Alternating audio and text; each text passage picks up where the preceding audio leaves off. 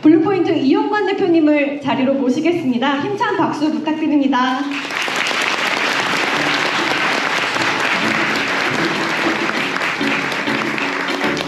안녕하세요. 블루포인트 이용관입니다. 되게 많이 와주셨네요.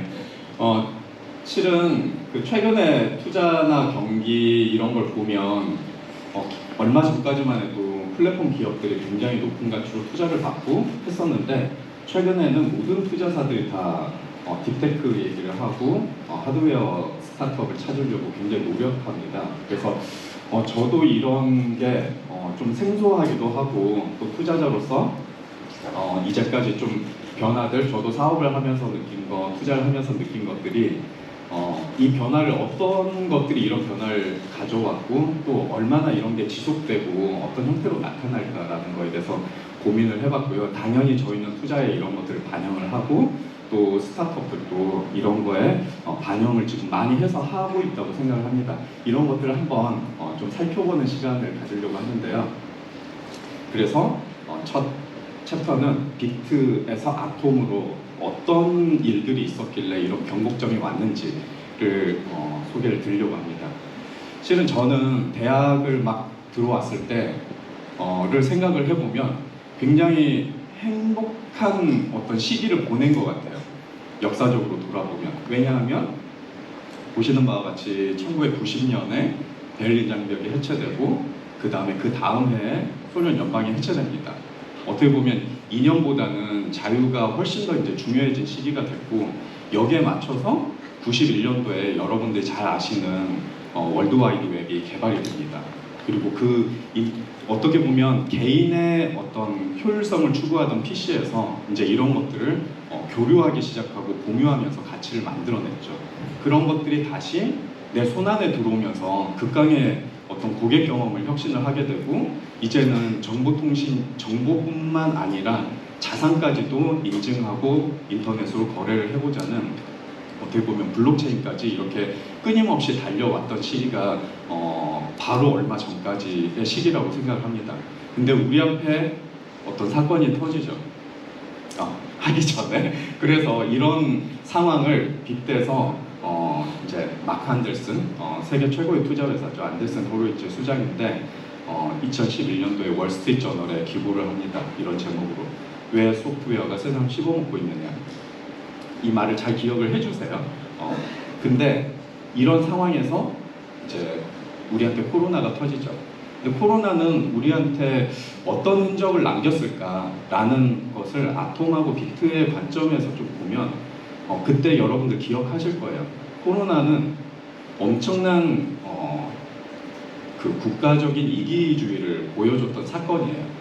실은 수백만 명이 이렇게 죽어가고 나라별로 굉장히 많은 사람들이 죽어가는 그런 극한 상황이 되니까 결국은 자유무역이라든지 이런 것들이 다 소용이 없어지게 되고, 결국은 우리 국민 먼저 살려야 된다. 너무 당연하지만 그런 것들이 굉장히 이제 강해지는 어떤 경험을 하게 됐어요. 실제로 미국도 마스크를 우리가 마스크가 부족하고 그 흔한 장갑이 부족해서 이걸 못 막는단 말이야. 이런 이제 회의감이 많이 일게 돼요. 그래서 이런 코로나부터 시작해서 정치적으로는 이런 미중 갈등, 어떻게 보면 중국은 세계의 공장이었어요. 국제무역에서 이것은 뭐 중국이 만들고 이거는 어디 만들고, 그러면서 교역을 하면서 글로벌한 문제들을 풀던 시기였었어요. 근데 이게 갈등이 생기면서 그런 구조의 균열이 가고, 또 아시겠지만 우크라이나 러시아 전쟁 생기면서 에너지 값이나 곡물 가격이 엄청나게 폭등을 하게 됩니다.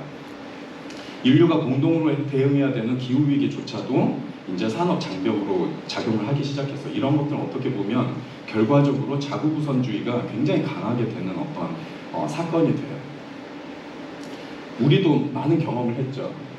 전기자동차 회사들 미국 진출할 때 그 부품 어디서 가져왔어? 그 자원 어디서 했어? 어디서 만들었어? 이거에 따라서 혜택을 주니 많이 하는 논의가 엄청나게 많이 됐었고, 일본 같은 경우도 우리나라 반도체 굉장히 핵심 소재들을 우리나라한테 수출 안 하겠다. 이런 것들 이제 겪으면서 어떻게 보면 코로나 이런 갈등들을 겪으면서 결국은 정보화 시대에 정보를 자유롭게 교류하는 거에서 결국은 우리가 사용해야 되는 하드웨어는 우리가 결국 가지고 있어야 되는 거 아닌가라는 게 글로벌하게 이제 경험을 하게 되는 어떤 시기였던 것 같습니다. 결국은 아까 제가 기억하라고 말씀드렸던 소프트웨어가 세상을 씹어먹고 있다라는 말을 했던 마크 안델센이 다른 얘기를 이제 하기 시작합니다. It's time to build라는 얘기를 하게 돼요. 결국은 우리 내부에서 만들어야 된다라는 거를 천명을 하고 실제 자기 이제 그 홈페이지에 보면 이 어메리칸 다이내미즘이라는 걸 주장해요. 결국 첨단 제조업이나 혁신적인 것들은 다 자기 스스로 미국에서 만들어야 된다는 걸 주장을 하고 우리는 이런 것에 집중적으로 투자를 하겠다라는 걸 선언을 하게 돼요. 보시면 IT 분야에서 보면 소프트웨어는 항상 하드웨어에 대비해서 멀티플이 항상 높았어요. 지난 10년간. 근데 아까 그런 기조 하에서 처음으로 이 멀티플이 역전되기 시작합니다. 결국은 이제 이런 것들은 어떻게 보면 아까 그런 정치적인 상황이나 자국에서 만들어야 되는 그런 것도 있고 또 거기에 더해서 소프트웨어의 어떤 한계에 다다랐다라는 생각도 들어요. 지금 제공하는 물리적인 기반의 플랫폼 위에서 줄 수 있는 소프트웨어의 가치가 한계에 다다르면서 결국은 새로운 하드웨어 플랫폼에 대한 수요가 굉장히 급증하는 거에 대한 반증이라고도 할 수 있어요. 그러면 비트하고 아톰은 어떤 특성이 있느냐? 너무 잘 아시겠지만 그래도 한번 살펴보면 먼저 비트는 디지털의 최소 단위입니다. 그리고 아톰은 물질의 최소 단위이죠. 우리는 이걸 기반으로 해서 소프트웨어를 만들고 하드웨어를 만듭니다. 소프트웨어는 쉽게 복제가 가능하고 반복 생산이 가능하고 국경을 넘는데도 그렇게 큰 비용이 들지 않아요.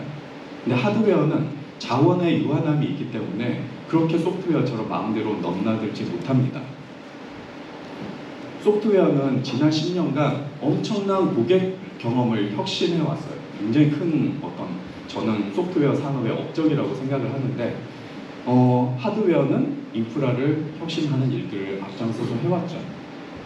또 소프트웨어 비즈니스 자체가 시장에서 어떤 위험이 가장 중요하냐면 내가 이렇게 타겟한 시장이 충분히 큰가?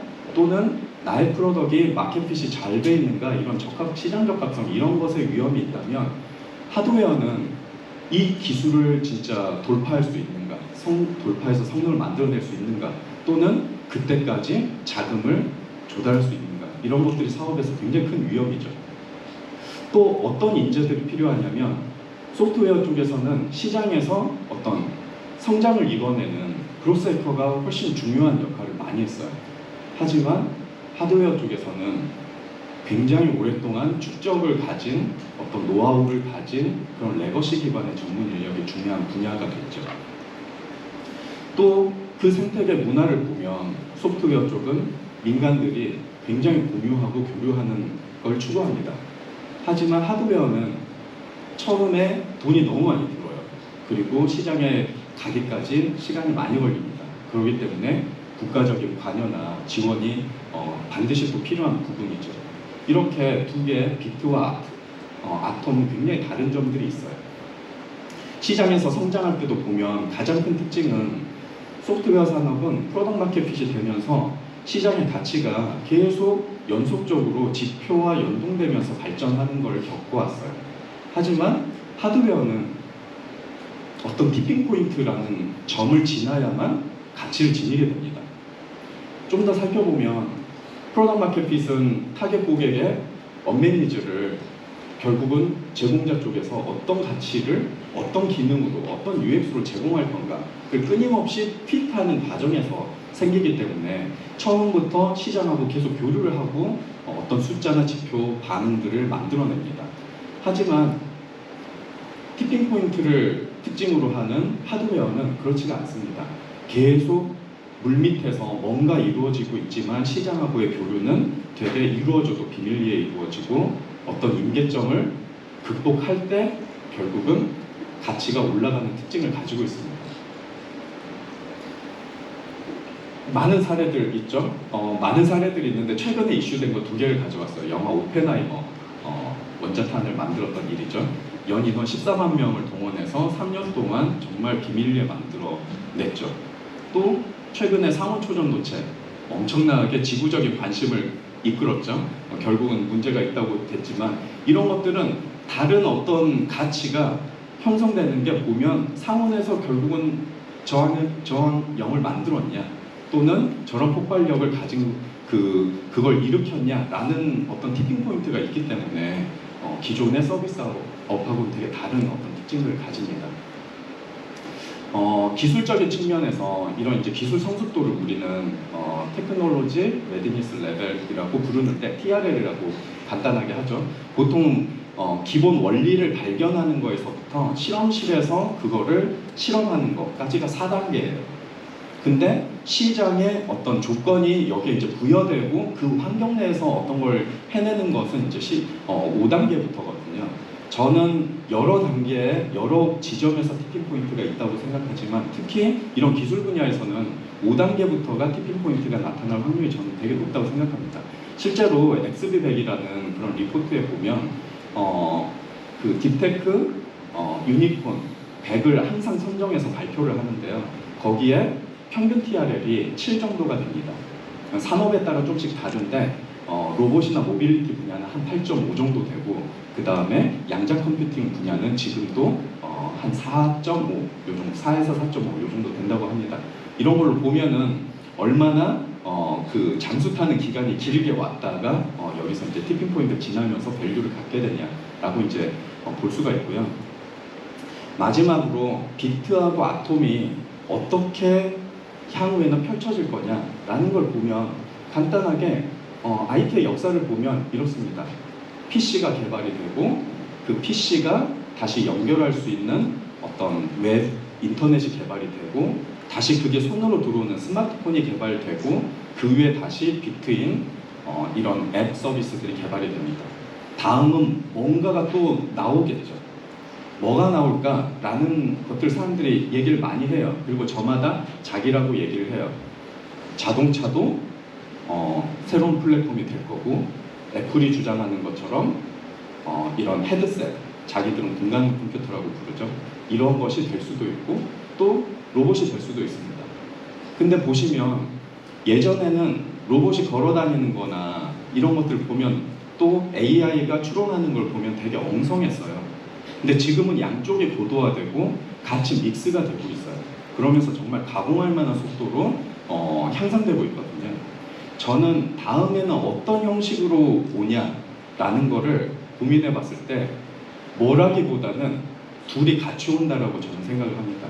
실은 비슷한 생각을 하는 그룹이 있었는데요. BCG에서 이런 발표를 합니다. 딥테크는 비트 기반의 디지털 혁신에서 이제 비트와 원자 기반의 물리 디지털 혁신을 옮겨가고 있다. 같이 온다는 거죠. 실은 이런 일들이 여러 분야에서 일어나고 있어요.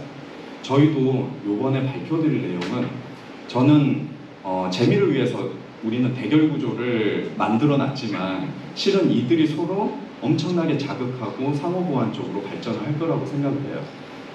우주 분야, 양자 컴퓨팅 분야, 그 다음에 기후, 웰리스, AI, 그리고 EV 배터리까지 이들이 어떻게 아톰과 비트가 서로 자극하고 격려하면서 이런 것들을 혁신해 가는지 다음 시간을 보면서 관심 가져주시기 바랍니다. 감사합니다.